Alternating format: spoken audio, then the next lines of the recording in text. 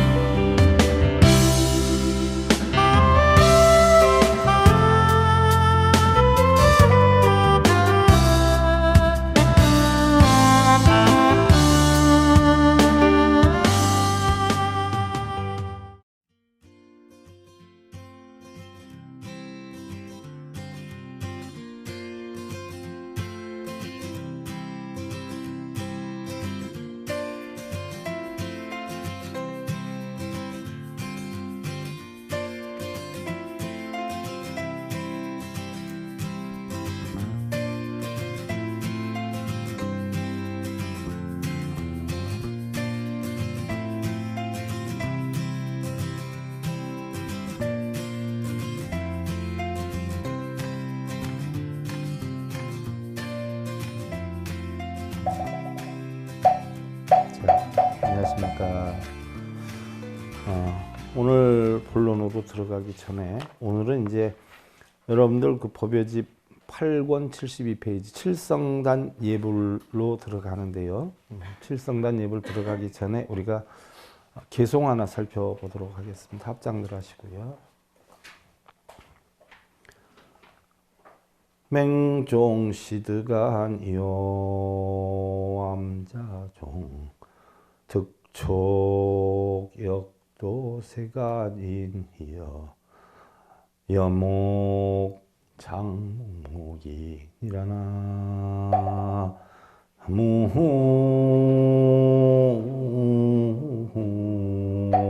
무미타. 자, 깨달음을 얻었던 옛날에 많은 사람들이요, 많은 스님들이 글자를 몰랐을까요? 공부를 안 했을까요? 부처님도 출가하시기 전에 96과목을 했고 출가해서 64과목을 해서 160과목을 했어요. 요즘 스님들 공부 좀 했다 하시는 분들 10과목 공부하신 분들이 드물어요. 손가락을 꼽을 정도야. 근데 그렇게 많은 공부를 하셨어. 달마대사는 공부를 안 하셨을까요? 20년심을 하신 분인데, 그럼 우리나라 선 근대 대선사인 경억큰 스님은 공부를 안 하셨나요? 그럼 공부를 제일 많이 하셨던 타나 스님이나 운어 스님은 공부 안 하셨나요? 근데 육조 해능 스님은 공부 안 하셨나요? 글자를 몰랐을 뿐이지 공부는 어마어마하게 하셨어요. 그래서 우리 불교의 깨달음은 근본 이치가 어디에 있어요? 첫째는 공부에 있어요. 해능 스님은 글자를 몰라서 글자를 몰랐지만 엄청난 깨달음을 얻어서 마치 해능 스님처럼 우리는 공부 안 해도 마음만 깨치면 된다 해서 깨달음을 얻을 수 있다라는 생각을 하면 큰 뭐예요? 오산이에요. 바탕에 공부가 되어 있지 않으면 깨달음을 얻기가 쉽지 않아요. 해능 스님은 글자 공부는 안 했지만 마음 공부는 엄청 하신 분 아니에요? 여러분들은 그냥 글자가 무슨 소용이 있어, 마음으로 깨치면 되지 해서 책을 하나도 안 들여다보면 유치원 나온 사람이 대학원 나온 사람의 글, 귀, 용어를 알 수가 있어요? 불교에 대해서 공부 안 한 사람이 불교 용어 알 수가 있어요?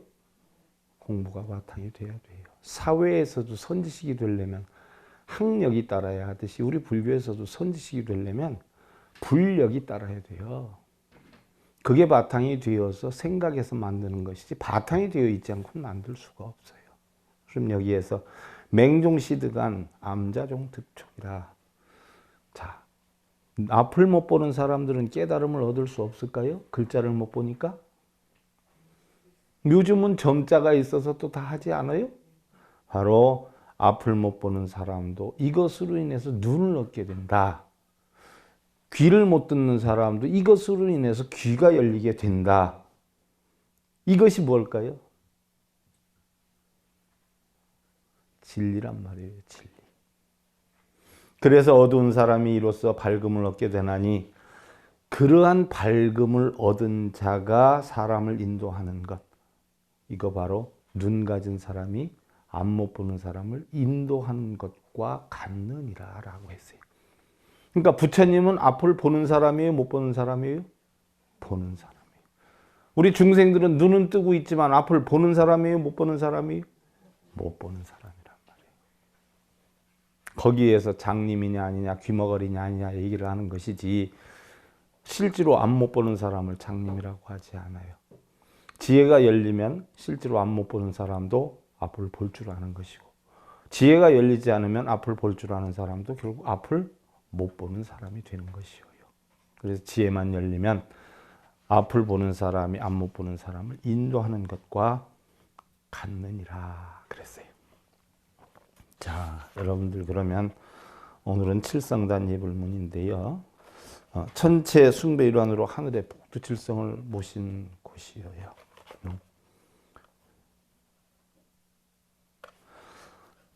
자, 그러면 칠성단 예불문을 우리가 같이 한번 해보시자고요.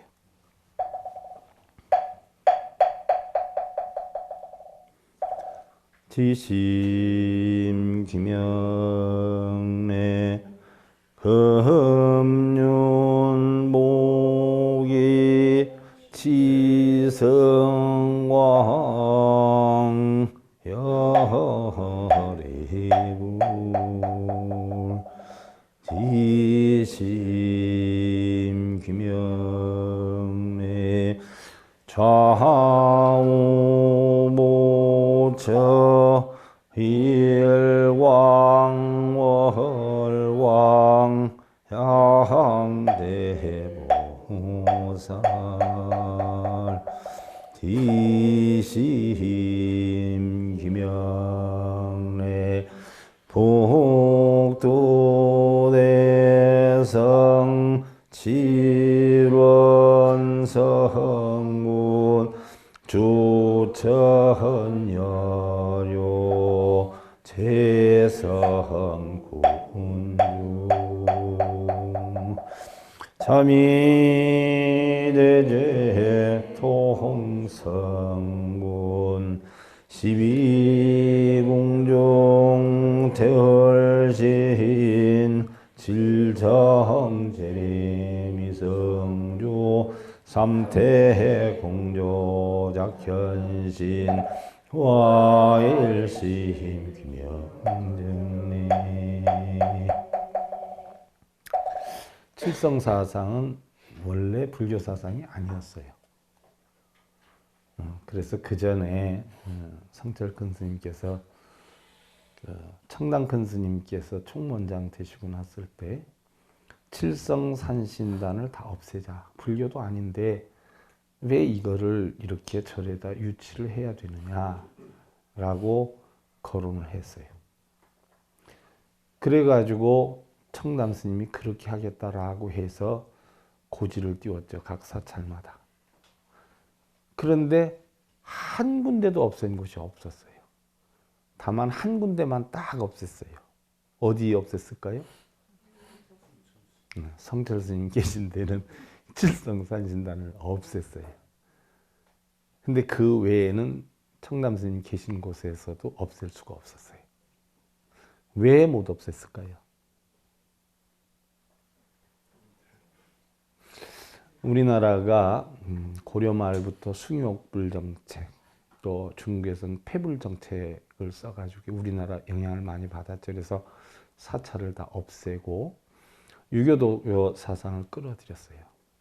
그래서 왜 불교를 없앴냐면 승려들은 놀고 먹으면서 하지 않아요? 중국에서 폐불 정책을 썼던 게 당나라 무왕이 썼는데 무왕이 폐불 정책을 쓴 근본 원인은 어디에 있냐면 승려들은 생산활동이 금지가 돼 있었단 말이죠. 옛날 부처님 제세에서부터. 그럼 생산활동이 금지된 이유가 뭘까요? 탐욕심을 유발할 가능성이 있다라고 해서 생산활동이 금지를 시켰어요. 그래서 우리가 탐욕심을 유발할 염려가 있기 때문에 음식을 먹어도 뭐예요? 받은 음식은 다 없애야 된단 말이에요. 이따가 두고 먹는다는 게 없어요. 이따가 맛있으니까 저쪽 가서 먹는다는 것도 없어요. 그 자리에서 다 비워야 돼요. 그렇지 않으면 다 탐욕심이에요. 그래서 받은 음식은 남겨서는 아니 된다는 게 불교의 법도예요. 근원은 뭐예요? 탐욕심이, 집착심이 유발할까 봐. 그래서 생산활동이 금지된 것도 그래서 금지가 된 것이거든요. 그런데 중국에서 폐불정책을 썼던 가장 근본 이유는 그때 무왕이 발표한 게 뭐냐면 남자 한 사람이 놀면 한 사람이 농사를 못 짓고 일을 안 하니까 굶어 죽고 여자 한 사람이 놀면 한 사람이 놀므로 인해서 한 사람이 얼어 죽는다. 왜? 길쌈을 매지 않기 때문에. 하물며 승려들은 일을 하는 사람이 하나도 없다. 그러니까 얼마나 많은 사람을 얼어 죽이고 굶겨 죽이느냐. 거기다가 승려들이 하고 다니는 거 보면 뭐예요? 황실에 신하들보다 더 호화스러운 생활하고 호화스러운 옷을 입고 호화스럽게 살고 있다. 이거는 나라의 악이다. 해서 승려들을 다 없애버렸지 않았어요? 그래서 승려들의 관계되는 사찰 수만 개를 다 없애고 승려들 40한 8만 명을 다 없애버렸어요. 그래서 동도에 하나, 상도에 하나 딱 그 중국의 넓은 땅에다 사찰 2개만 딱 남겨놓고 다 없애버렸어요. 그리고 승려 행위를 하려고 그러면 다 뭐예요? 가두고 죽이고 했어요. 단지 승려다운 승려만 살려두자 해가지고 동도에 있는 절에 30명, 상도에 있는 절에 30명 해서 중국 그 넓은 땅에 승려를 딱 60명을 뒀어요. 그 60명의 스님 뭐 하느냐? 기도하는 스님 이런 거 아니에요. 그런 사람들은 다 승려를 없애버렸어요. 공부를 해서 선수행을 해가지고 법문을 하는 스님들만 딱 60명 뒀어요. 그 후예들이 해능 스님의 제자들이에요. 백장, 회해선사, 뭐 일일부자, 일일비시 이렇게 선수행을 해서 가르침을 주는 스님들을 스님이라고 했지. 기도하고 돈벌이하고 뭐 하면 소원이 이루어진다 해가지고 돈 받아먹고 이러는 스님들은 다 없애버렸어요. 그래서 무려 48만 명의 스님들을 다 없애버렸어요. 그래서 결국은 그런 것 때문에 불교가 없어졌는데 지금 우리나라 불교 보면 그런 것들이 엄청 많죠? 그때 무왕을 다시 한번 모셔와야 돼, 지금. 전 그러고 싶은 생각이에요. 그럼 남는 사찰 몇 개 안 돼요. 내가 볼 때. 잘 남아야 한두 개? 그게 우리나라의 여파를 몰고 와가지고 숭유억불 정책이라는 게 만들어졌어요. 그래서 유교 숭상하고 불교를 없앴어요. 스님들은 놀고 먹고. 유교인들은 뭐예요? 더 바른 생활을 하기 위해서 도리를 익힌다 해가지고 유교를 숭상했어요. 불교를 억압을 했어요. 이때 불교가 살아남기 위해서 고려시대 나중에 태고보국사가 구산오교를 통합을 해가지고 결국은 조선시대로 넘겼지 않아요? 통불교로 해서 넘겼어요. 원래 원효스님 통불교 했고 보조국사 진울스님도 정해쌍수로 해서 통불교 했고 결국 태고보국사가 통불교로 해서 조선으로 넘겼어요. 종파 같은 거 다 없애고. 근데 조선시대에는 우리 불교가 뭐예요? 천민 취급을 했어요. 아주 제일 노예만도 못한 천민 취급. 그래서 그때는 승려들이 밖에 나가면 사실은 구걸도 제대로 못하고 다녔어요. 저 어렸을 때만 해도요. 촌에 스님들이 탁발 오면 스님들을 욕하고 돌멩이 던지고 쫓았지 누구 하나 따사롭게 이렇게 해주는 사람이 드물었어요. 오면 애들이 와 저기 충 왔다 해서 충 깎아주고 뻘거버지 깎아주고 이러면서 놀리고 돌멩이 던지고 했단 말이에요. 그럼 조선시대는 어떻게 됐었겠냐는 얘기예요. 그런 정책이 내려오는 가운데 우리 불교가 유착이 되고 그러면 승려들이 먹고 살기 위한 방안이 뭐가 있을까 하고 연구를 하다가 우리나라 사상이 제일 유우애가 깊은 사상이 어떤 사상이에요? 칠성 사상이란 말이에요. 왜? 옛날에 과거 시험 본다라고 하면 어떻게 돼요? 뒷뜰에다가 자리 펴놓고, 응? 정한수 떠놓고, 아니면 장독대 떠놓고, 아이고 피나이다 피나이다 칠성님께 피나 이거 했어요. 그러다 보니까 절에서 살기 위한 방책으로 집에서 그럴 게 아니라 절로 와라. 우리 절에서 칠성님을 모셔놨다. 해가지고 칠성당을 만들기 시작했어요. 그러다가 칠성당만 모셔놓으니까 한계가 있지 않아요? 또 사람들은 어디 가서 기도를 많이 해요? 예, 산신, 용왕. 이러다 보니까 만들어 놓은 게 칠성, 산신. 뭐 어떤 데는 용왕관도 만들어 놓고. 그래서 바로 그것을 제대로 갖춘 게 칠성, 산신, 독각 해가지고 삼성각이라고 하는 걸 만들었어요. 승려들이 먹고 살기 위한 방편으로 만든 게 칠성, 산신각이에요. 그래서 지금도 각 절마다 시주함에 돈이 제일 많이 들어오는 데가 어디예요? 칠성, 산신각이에요. 불교는 아닌데 불교로 포용을 했어요. 그래서 지금은 옛날만 해도 우리가 칠성 정근을 할 때 칠원성군을 했었는데 지금은 어떻게 돼요? 치성광열애불, 치성광열애불, 치성광열애 부처가 돼버렸어. 돈 벌어주는데 왔다기 때문에. 그래서 우리나라 불교에서 사실은 칠성산신각은 불교가 아닌데 결국 포용을 하게 된 거예요. 그러면 긍정적으로 포용을 하자라고 하다 보니까 칠성산신이 어디에 합류가 됐어요? 지금 신중으로 합류가 됐어요. 그리고 칠성은 너무나 위협력이 대단하다라고 해서 부처로 만들어가지고 치성왕열애불이라고 칠성열애불이라고 그러고 산왕 대신은 뭐예요? 하나의 신중이 된 거예요. 하지만 본래 불교는 아니었다라고 하는 걸 참고로 알고요. 여러분들 보편적으로 보면 우리 칠성사상이 발족이 어디에서 됐냐? 우리 불교의 약사사상에서 비롯돼서 발족을 시킨 거예요. 그래서 칠성 부처님이 치성광열애불이 됐는데 지심기명래 금륜복의 치성광열애불 했는데 지극정성한 마음으로 전륜, 성왕, 수레처럼 불법 진리 전법하는 치성광열애불께 귀합니다라고 했어요. 부처님께 귀해서 호법성중으로서 불법을 깨쳐서 이제는 부처가 됐다라고 인식을 하기 때문에 치성광열애불께 귀한다라고 하는 게 불법 진리를 수레바퀴 돌리듯이 한다라고 해서. 그 다음에 지신규명래 좌우보치 일광월광 양대보살이라고 했어요. 그러면 칠성열애불의 협시보살이 누구예요? 약사열애 부처님의 협시보살이 누구였던가요? 일광월광이었다. 똑같이 일광월광.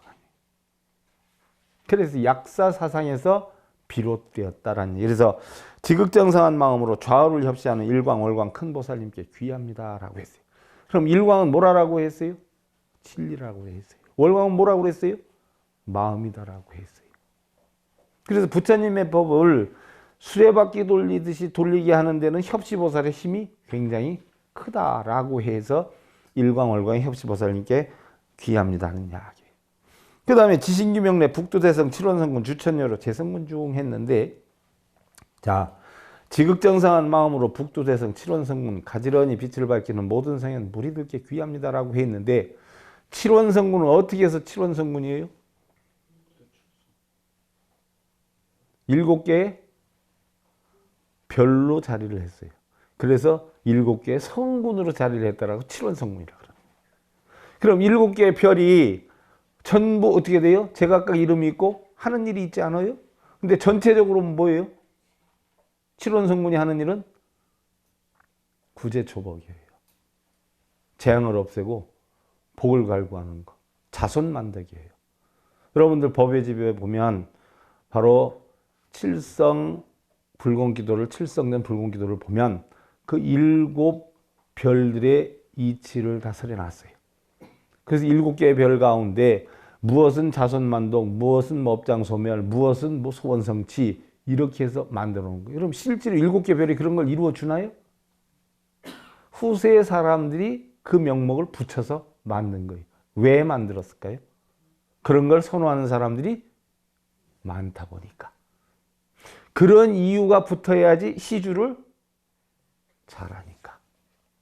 그렇게 해서 만들어 놓은 거예요. 성철 큰 스님은 칠성단이니 산신단이니 다 없애야 원칙이다라고 했지만 우리 불교 공부하다 보면 어떻게 돼요? 없애지는 못하고 지금은 불교에서 다 포용해야 된다. 왜? 부처님이 가르치면 바다와 같이 넓으니까 막아서는 아니 된다라고 아주 아름답게 묘사를 해서 만들어 놨어요. 그 이치를 여러분들 알아야 돼요. 자미대제 통성군, 12궁중 태을신, 칠정재림, 위성주, 3대 궁주 작천신, 고아일스민, 규명정 이 나오는 이름들은 전부 뭐예요? 유교, 도교에서 나오는 이름들이에요. 어려움을 통솔하여 빛을 내는 성군이고 12궁전 가운데 으뜸이신 태을신. 자, 무속인들이 기도를 하거나 구슬하거나 무슨 행사를 할 때 제일 먼저 하는 것이 뭐예요? 태을 보신경을 한단 말이에요. 그 태을 보신경을 누구한테 하는 거예요? 태을신한테 하는 거예요. 결국은 뭐예요? 잡귀신들한테 나를 당하지 않게 하고 나를 보호해 주십사 하는 뜻으로 태을 보신경에서부터 시작해요. 우리 불교에서는 천수경부터 하지만 무속인들은 태을 보신경에서부터 시작해요. 거기에서 섬기는 태을신이에요. 그러니까 우리 불교가 유교, 도교하고 얼마나 많이 짬뽕이 됐느냐 하는 이야기예요. 그래서 어디까지가 불교고 어디까지가 유교고 도교냐 구분을 한다면 구분을 할 수가 없어요. 우리 불교에서 사용되는 선지식들의 가르침도 70% 이상은 유교, 도교에서 발췌가 된 것이다. 또 달마대사의 가르침이 육조 해능까지 올 때 어디에서부터 그러면은 도교, 유교가 들어왔느냐. 여러분들 나중에 육조단경이나 중론, 백론이나 이런 거 공부할 때 알게 되지만 해설을 옛날에는 용수보살 만든 때는 그런 게 없었지만 사실은 단경 같은 건 육조 해능이 만든 것이기 때문에 그 사상에 보면 도교인도 해능 스님의 법문을 듣기 위해서 참석하고 유교인도 참석하고 그 참석한 내용들이 다 나와요. 그러면 언제서부터 그러면 육조 오는 동안 도교가 많이 섭렵이 됐느냐? 이미 사조의 승찬 스님이 신신명을 쓴 게 도교의 사상이에요. 불교의 사상이 아니에요. 그러면 도교를 중국에서는 천대시하고 뭐예요? 불교를 숭상했던 시대예요. 육조 시대는 달마에서부터 육조 때까지는 도교, 유교를 적대시하고 불교를 숭상했던 시대예요. 그럼 도교, 유교가 살아남을 수가 있었을까요? 없었을까요? 없었어요. 그래서 도사, 유사들이 전부 어디에 붙었어요? 불교 쪽으로 붙었어요. 그래서 도사, 유사들의 가르침을 누가 섭렵했어요? 스님들이 섭렵을 했어요. 일본의 불교학의 대가이신 스스키 박사께서는 뭐라 그랬냐? 유교, 도교는 우리 불교에서 유교, 도교는 어머니고 불교는 아버지다 그랬어요. 무슨 얘기냐? 불교는 아버지 성을 따니까 아버지고 성만 따왔고 불교에는 성만 따왔고 우리 불교의 내용이 다 어디에 있어요? 유교, 도교다는 이야기예요. 그럼 유교, 도교를 퇴폐시키고 무마시켰을 때 도교, 유교가 살아남기 위해서 불교에 붙어가지고 결국은 불교의 선사상에서부터 접목을 시켜서 폈는데 실제로 스님들이 불법을 전한 것도 있지만 유교, 도교 사상을 누가 전파했느냐? 바로 불교의 선승들이 유교, 도교를 전파를 했다. 이렇게 기록이 돼 있어요. 그러면 지금 선승들이 과거 중국시대에 했던 게 불교를 가르쳤느냐 유교, 도교를 가르쳤나 봤을 때 우리 뒤에 학문에서는 불교라고 하지만 유교, 도교 공부해보면 같은 내용들이 어마어마하게 많아요. 내가 유교, 도교 공부를 했지만 불교 공부하려면 유교, 도교도 같이 하고 유교, 도교 하면 불교하기도 너무 쉬운 게 같은 맥락으로 가는 게 엄청 많기 때문에 그래요. 그래서 사실은 그걸 참고로 알아야 돼요. 그래서 뭐 어디까지가 불교고 어디까지가 도교, 유교인지 구분을 하라면 구분을 할 수가 없어요. 떼낼 수가 없어요. 오른팔은 불교고 왼팔은 도교인데 이거 잘라내면 어떻게 돼요? 죽어 불교는. 하나 분명한 것은 목적은 하나예요. 행복을 추구하고 깨달음을 얻는다는 것. 깨달음을 얻는다는 것도 근본 목적은 어디에 있어요? 행복 추구에 있어요. 행복 추구. 그러니까 유교, 도교, 불교가 공통 분모는 뭐예요? 행복이에요. 전 세계 신앙 종교가 다 공통 분모는 뭐예요? 행복이에요. 그걸 떠나면 신앙이라고 종교라고 하는 게 존재하지 않아요. 천당이나 극락이 왜 만들어졌어요? 행복이라는 조건 때문에 만들어진 거예요. 너 지금 행복하지 않지만 열심히 살다 보면 천당 가서 행복해져. 극락 가서 행복해져. 보고 듣지 않아도 거기에 갈 수 있는 막연한 희망 때문에 티켓도 사고 뭔제도 하고 이러는 거란 말이에요. 또한 타신앙에서는 휴거라고 해가지고선 뭐예요? 지구가 멸망해도 감싸는 휴자 들어올릴 것자. 지구가 멸망해도 너희들은 감싸는 들어올리기 때문에 영생을 할 수가 있다라고 가르치는 거예요. 그러니까 무지한 사람은 지금은 내가 못해도 이 다음에 할 수 있다라는 막연한 희망 때문에 돈을 쓰고 몸을 의지하고 마음을 의지하고 그러면서 평안을 추구하는 거예요. 이게 신앙과 종교의 근본 목적이에요. 그래서 부처님은 그런 데 의존하지 말라라고 했어요. 자기 마음 이외에는 절대 의존하지 말라고. 전부 믿어서 될 거 없다라고 했어요. 근데 그런 가르침이 이렇게 변질이 돼서 지금 흘러오고 있어요. 하지만 칠성사상에서도 우리가 분명히 짚고 넘어가서 배울 부분만 배워서 우리가 활용하면 되는 거지, 칠성열의 부처가 또는 칠성님이 우리의 모든 것을 다 해결해 준 것은 아니다라는 이야기예요. 그 전에 제가 강의할 때 한번 그런 얘기 했죠.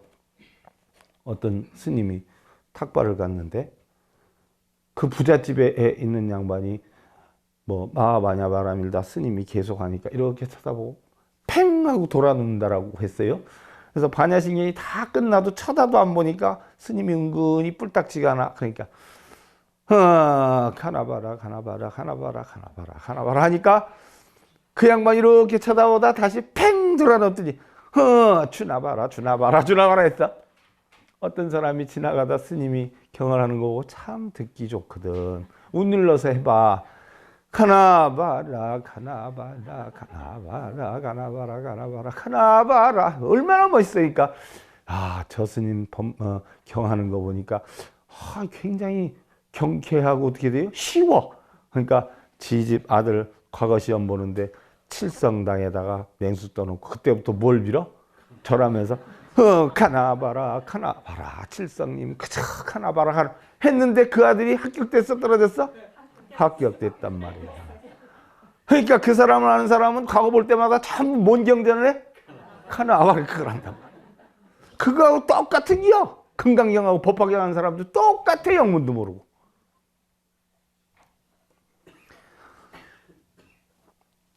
어려움을 통솔하여 빛을 내는 성군이고 12궁전 가운데 으뜸이신 태을신, 7성의 모든 일을 평정하는 성주이고 삼태함께 빛을 내어 어진 신화 만드시니 저희 이제 일심으로 머리 숙여 정리합니다 하고 하는 게, 칠성광열에는 북두 칠성을 가르치는데 도교에서는 인간의 기륭화복을 칠성이 맡았고 이 칠성이고 칠성열애이고 칠원성군이라고도 해요.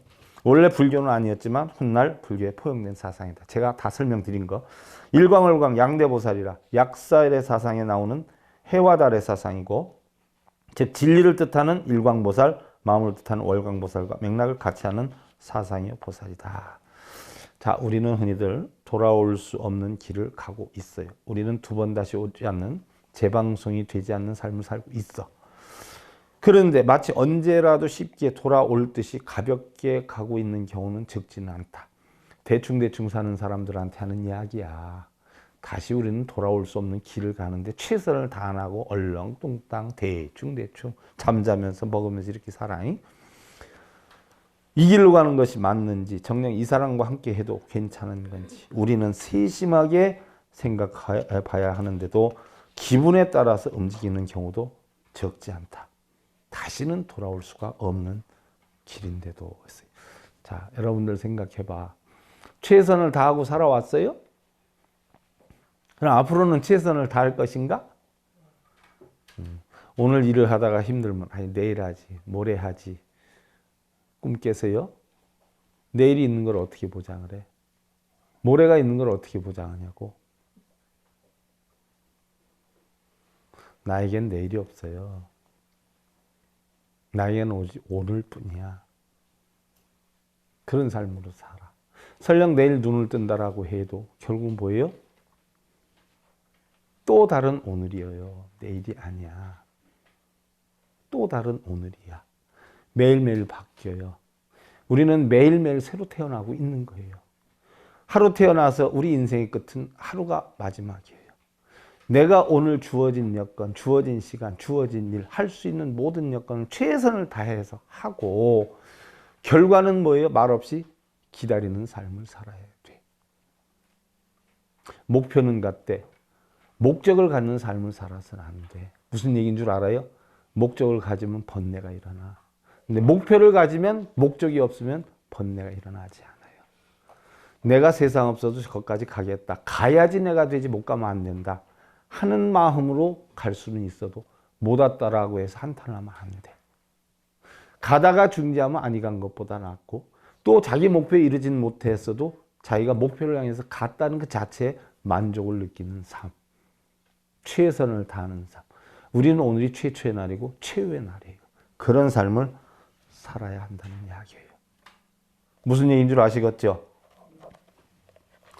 오늘 산신전 예불문까지 가려고 했는데 시간이 또 그렇네. 어중쪄요. 자합장들 하시고요. 신능득도 법치멸도 일어나 무미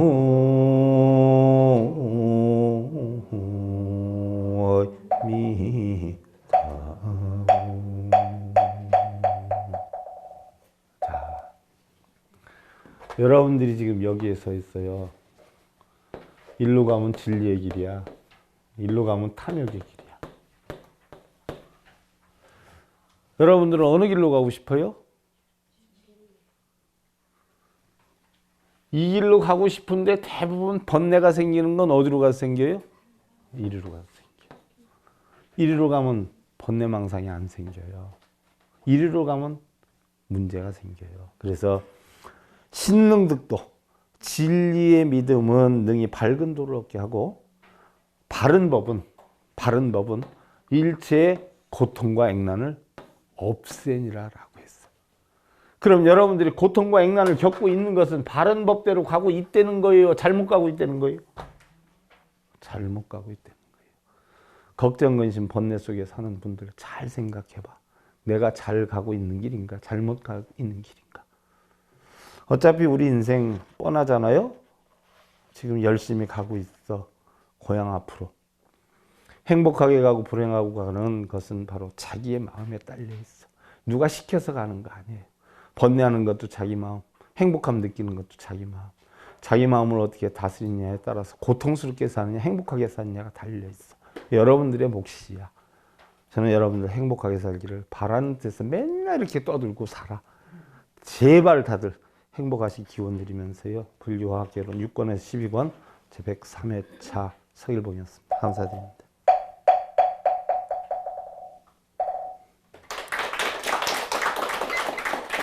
행복으로 가는 징검다리에 서길봉 스님이 여러분들을 초대합니다.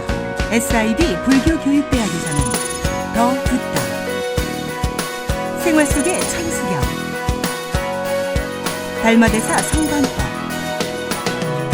현대생활 불교 법요지,